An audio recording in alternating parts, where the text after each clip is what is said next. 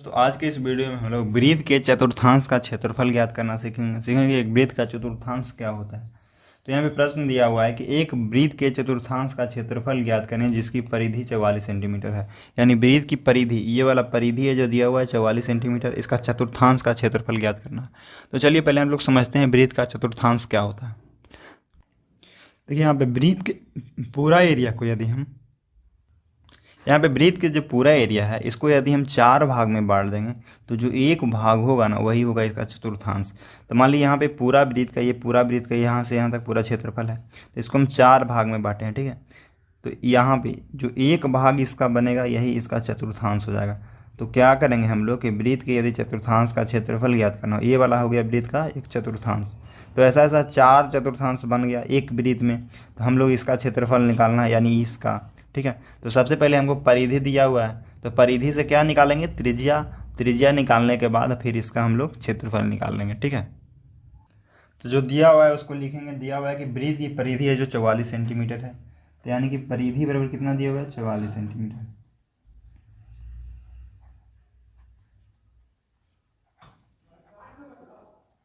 तो हमको पता है कि वृत्त की परिधि, यानी सबको पता है कि वृत्त की परिधि का फॉर्मूला क्या होता है। वृत्त की परिधि बराबर होता है 2πr। 2πr बराबर कितना, तो 44 सेंटीमीटर, ठीक है। 2πr बराबर 44, तो यहाँ से हम r निकाल लेंगे।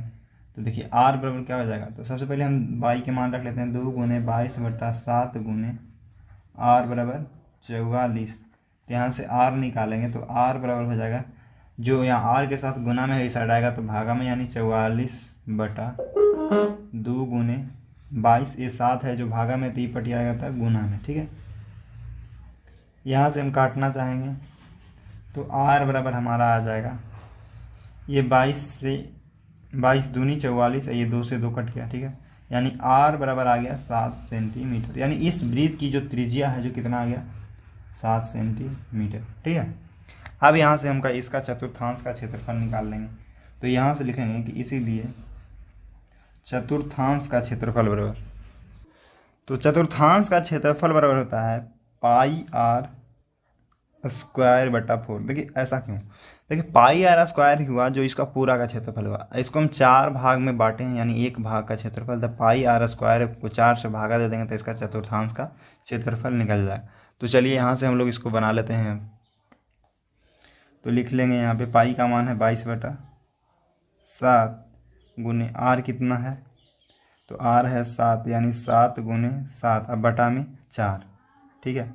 ये 7 से ये 7 कट जाएगा, 22 को 7 से गुना करेंगे, ठीक है। 22 को हम लोग कितना से गुना करेंगे, 7 से, और इसके हम यहाँ पे काटना चाहें तो इसको भी काट सकते हैं कि 11 दूनी 22 और 2 दूनी 4।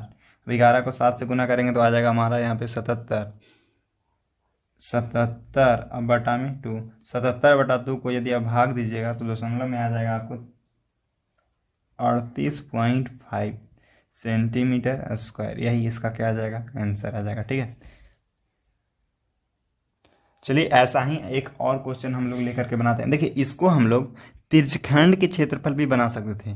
देखिए यहाँ पे कोण नहीं दिया हुआ है, लेकिन फिर भी यदि इसको 4 भाग में बांटेंगे तो कितना डिग्री हो जाएगा, 90 डिग्री हो जाएगा। तो उस पर भी ये बन जाता है, इसमें कोई दिक्कत वाली बात नहीं है। प्रश्न है कि एक वृत्त के चतुर्थांश का क्षेत्रफल ज्ञात करें जिसकी परिधि 22 सेंटीमीटर है। दोस्तों इसमें क्या दिया हुआ है कि वृत्त का ये वाला जो परिधि है ये दिया हुआ है 22 सेंटीमीटर। हमको ये वाला चतुर्थांश यानी ये जो कलर करा हुआ भाग है इसका क्षेत्रफल निकालना है। तो चलिए हम लोग इसको सोल्व करते हैं। देखिए वृत्त का चतुर्थांश क्या होता है, यदि हम वृत्त के क्षेत्रफल को 4 भाग में बांट देते हैं तो जो एक भाग होता है वही उसका चतुर्थांश कहलाता है, ठीक है। तो चलिए हम लोग इसको सोल्व करते हैं। तो यहाँ पे दिया हुआ वृत्त, तो यहाँ पे वृत्त की जो परिधि है दिया हुआ है कितना, 22 सेंटीमीटर। तो यहाँ पे हम लिख लेंगे कि 22 सेंटीमीटर इसका परिधि है। हमको त्रिज्या निकाल लेंगे पहले। तो वृत्त की त्रिज्या निकालने के लिए हम इसका यूज करेंगे फॉर्मूला का। वृत्त की परिधि पर क्या होता है, तो 2πr बराबर 22 सेंटीमीटर, ठीक है। यहाँ पे हम पाई का मान रख लेते हैं, तो 2 गुने 22/7 गुने r बराबर 22। देखिए यहाँ पे सेंटीमीटर को हम छोड़ देते हैं, सेंटीमीटर को भी लिखना नहीं है, लास्ट में लिखेंगे, ठीक है। अब यहाँ से हम लोग r निकाल लेंगे, तो r बराबर हो जाएगा 22/2 गुने 22 है, यहाँ पे भागा में है 7, इस साइड जाएगा तो गुना में, ये 22 से ये 22 कट गया, यानी r का जो मान आया कितना आ गया, 7/2। आर बराबर आ गया 7/2 सेंटीमीटर। ठीक है, अब यहाँ से हम लोग इसका क्षेत्रफल निकाल लेते हैं। तो वृत्त के, अब लिखेंगे कि इसलिए वृत्त के चतुर्थांश, यानी वृत्त के चतुर्थांश का क्षेत्रफल। तो वृत्त का चतुर्थांश का जो क्षेत्रफल बराबर फॉर्मूला होता है πr²/4।